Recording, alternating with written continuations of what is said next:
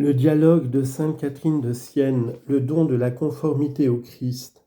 Chapitre 24. Quels moyens doit prendre généralement toute créature raisonnable pour pouvoir sortir des flots du monde et passer par le pont? Je veux maintenant te ramener aux 3 gradins par lesquels il vous faut passer si vous désirez sortir du fleuve sans vous y noyer et atteindre l'eau vive que vous êtes invité à boire, et si vous voulez pareillement que je sois au milieu de vous, car pendant votre voyage, je suis au milieu de vous, c'est-à-dire que par ma grâce, je fais en vos âmes ma demeure. Tout d'abord, si vous voulez effectuer le passage, la première condition, c'est d'avoir soif, car ceux-là seuls qui ont soif sont invités. Qui a soif, est-il dit, qu'il vienne à moi et qu'il boive. Celui donc qui n'a pas soif ne saurait persévérer dans son voyage. La moindre fatigue l'arrête ou le moindre plaisir le distrait. Il ne se soucie pas de porter jusqu'au terme le vase nécessaire, ni de se tenir en la compagnie qu'il lui faut. Il ne peut cependant voyager seul. La persécution l'épouvante et dès qu'elle l'effleure, le voilà qui tourne le dos. Il a peur parce qu'il est seul. S'il était accompagné, il aurait moins d'effroi. S'il avait gravi les 3 gradins, il serait en sécurité, parce qu'alors il ne serait plus seul.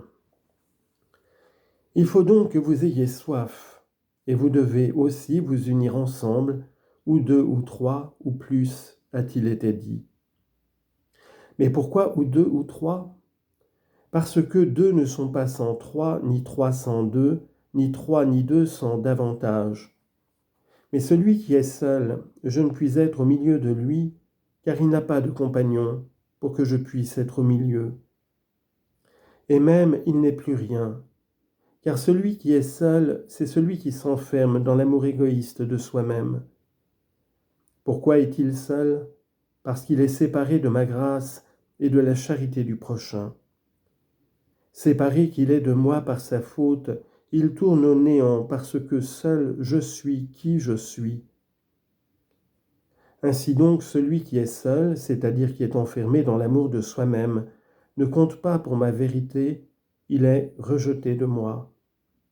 Voilà pourquoi il est dit, quand ils seront 2 ou 3 ou davantage assemblés en mon nom, je serai au milieu d'eux. Je t'ai dit que 2 n'étaient pas sans 3, ni 3 sans 2, et c'est bien vrai. Tu sais que les commandements de la loi se ramènent à 2 seulement, et que sans l'observation de ces 2 commandements, aucun autre ne peut être observé. Il faut m'aimer par-dessus toute chose, et le prochain comme soi-même. Voilà le commencement, le milieu et la fin des préceptes de la loi. Ces 2 commandements ne peuvent être réunis en mon nom sans la réunion des 3 puissances de l'âme, mémoire, intelligence, volonté. La mémoire doit conserver mes bienfaits et les souvenirs de ma bonté en elle-même. L'intelligence doit fixer son regard sur l'amour ineffable que je vous ai montré dans mon Fils unique. C'est lui que j'ai proposé comme objet à l'œil de votre intelligence pour qu'il contemple en lui le foyer de ma charité. La volonté doit se réunir à la mémoire et à l'intelligence pour m'aimer et me désirer, moi qui suis sa fin. Lorsque ces 3 vertus et puissances de l'âme sont assemblées, je suis au milieu d'elles. Et parce qu'alors l'homme est rempli de ma charité et de l'amour du prochain, il se trouve par là même accompagné de nombreuses et réelles vertus. C'est dans cet état que l'âme est disposée à avoir soif. Elle a soif de la vertu, soif de mon honneur, soif du salut des âmes. Toute autre soif est éteinte et morte en elle. Elle marche en sécurité, sans aucune crainte servile, après avoir franchi le premier degré de l'affection, parce que son affection, dépouillée de l'amour-propre, s'est élevée au-dessus d'elle-même et des choses périssables, ne les aimant et ne les conservant, si elle les conserve, que pour moi et non en dehors de moi, c'est-à-dire avec une crainte véritablement sainte, avec l'amour de la vertu. Elle se dispose ainsi à franchir le second degré, où, par la lumière de l'intelligence, elle contemple l'amour profond que je vous ai manifesté dans le Christ crucifié. C'est là qu'elle trouve la paix et le repos, parce que désormais la mémoire n'est plus vide, elle est toute remplie de ma charité.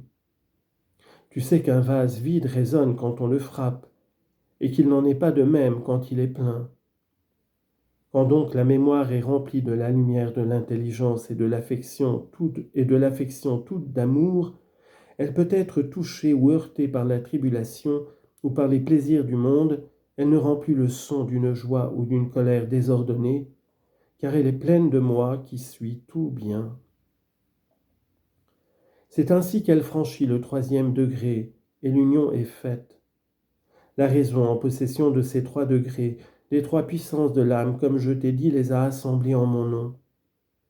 Après avoir réuni les 2, c'est-à-dire l'amour de Dieu et l'amour du prochain, puis les 3, la mémoire pour retenir, l'intelligence pour voir, la volonté pour aimer, l'âme se trouve tout à la fois en compagnie de moi qui suis sa force et sa sécurité, et en compagnie des vertus, et elle se sent tranquille et sûre parce que je suis au milieu de cette assemblée. Alors elle se met en marche, pressée par le désir, assurée de suivre le chemin de la vérité qui mène à la fontaine d'eau vive.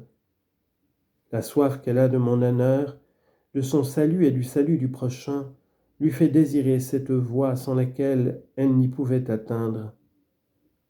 Elle va alors, portant le vase de son cœur, vide de toute affection et de tout amour déréglé du monde. Mais aussitôt vide, il se remplit, car rien ne peut demeurer vide. Le vide-ton de son contenu matériel, du même coup, il se remplit d'air. Le cœur est un petit vase qui lui aussi ne peut rester vide. À peine l'a-t-on vidé des choses qui passent qu'il est déjà plein d'air, c'est-à-dire du céleste et doux amour divin qui donne accès aux eaux de la grâce. Arrivée là, l'âme passe par la porte du Christ crucifié et goûte l'eau vive en se désaltérant en moi qui suis l'océan de paix.